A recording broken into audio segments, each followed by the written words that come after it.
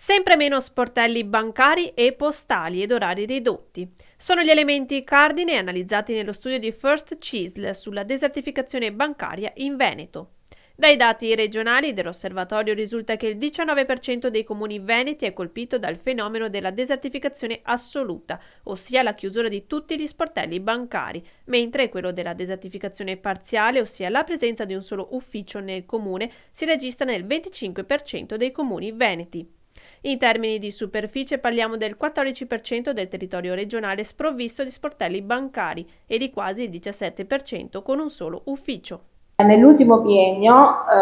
2021-2023 sono stati chiusi 106 sportelli e nel primo trimestre del 2024 ne abbiamo visti 13 chiusi completamente. Emerge che c'è una patologia che aumenta e aumenta quindi il rischio di una emarginazione sociale, che le fasce più deboli della popolazione e le imprese meno strutturate, più piccole, quelle che hanno bisogno di un ricorso al credito in maniera più diretta e una consulenza in maniera più diretta, devono spostarsi in territori più vicini per poter avere una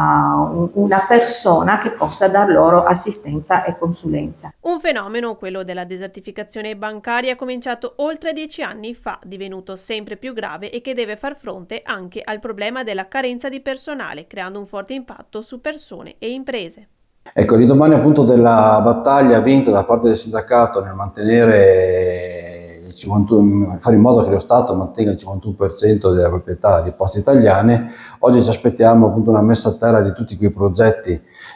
di Poste Italiane e del governo che in qualche modo creerebbero futuro a questa azienda, ma soprattutto sostenibilità anche di occupazione all'interno dei territori.